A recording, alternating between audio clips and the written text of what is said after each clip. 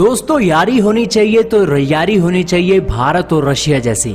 दुनिया में कितने भी उतार चढ़ाव आते रहें, लेकिन भारत और रशिया की यारी इतनी मजबूत है कि दुनिया में इतना कुछ उठापटक चल रही है, लेकिन भारत और रूस अपने रिश्तों को और गहरा करने के लिए आज प्रयासरत हो रहे हैं।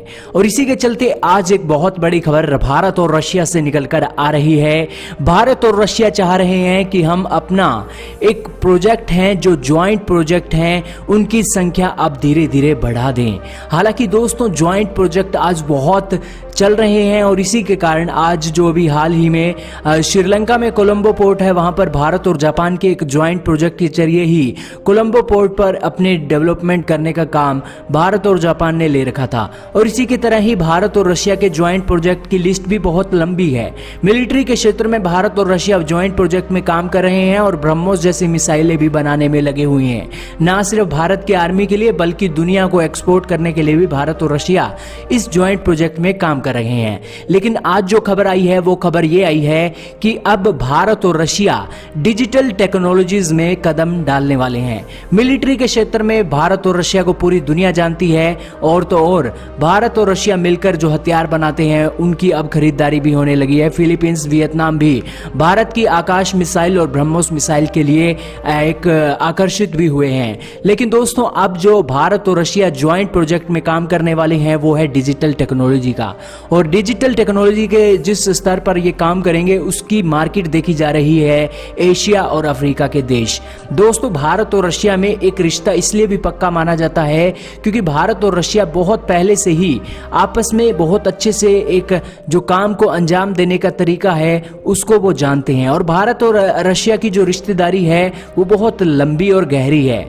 RIC हो, चाहे हो SCO, चाहे हो ब्रिक्स सम्मेलन, या फिर G20 हो, या फिर यूनाइटेड नेशन, हर मंच पर भारत और रशिया की जो एक गुटबाजी है, वो पूरी दुनिया में फेमस है। और तो और दुनिया में भारत को जब भी इंटरनेशनल मुद्दों पर घेरने की कोशिश होती है, तो रशिया भारत के साथ मिलकर उस मुद्दे को बिल्कुल नीचे कर देता है। जिस कारण से आप समझ सकते हैं कि रशिया और इंडिया का गठजोड़ आज पूरी दुनिया में सबसे ज्यादा स्टेबल है। और यही कारण है कि अब ये दोनों स्टेबल देश आज चाहते हैं कि वो पूरी दुनिया में अपना नाम कमाएं और पैसा भी कमाएं। इसी के चलते ज्वाइंट प्रोजेक्ट में अब वो हिस्सेदारी डालने वाले हैं। हालांकि दोस्तों, ये ज्वाइंट प्रोजेक्ट में हिस्सेदारी डालना कोई खाला जी का वाड़ा नहीं है, क्योंकि इसके बहुत से एक पहलू होते हैं, उन पहलुओं पर भी गौर करने की जरूरत है। आज चाइना जैसा बड़ा देश आज पूरी दुनिया में एक चैलेंज कर रहा है पूरी दुनिया को कि आखिरकार इंफॉर्मेशन और डिजिटल टेक्नोलॉजी में आखिरकार उसका सामना कौन करता है। और इसी के चलते जो भारत और रशिया हैं, उनको डिजिटल टेक्नोलॉजी में अगर अपना पैठ बनानी है, तो उसके लिए बहुत कदम भी उठाने होंगे। हालांकि आज एक ज्वाइंट कॉन्फ्रेंस हुई थी Russian international affairs council RIAC और MEA की, Indian council of world affairs की, जिन्होंने कहा कि 2017 के बाद से जो हम ये ज्वाइंट कॉन्फ्रेंस करते आ रहे हैं कि हमें डिजिटल को टेक्नोलॉजीज में सफिशिएंट बनना है और एशिया और अफ्रीका में पैठ बनानी है, उसके चलते ये बातचीत हुई है। लेकिन दोस्तों, अभी बहुत से ऐसे अनरिजॉल्व्ड कॉन्फ्लिक्ट हैं जिस पर अभी रशिया और इंडिया को अभी काम करना होगा, जिसके चलते डिजिटल टेक्नोलॉजी है, उसके ऊपर हम वाकई में काम कर सकेंगे।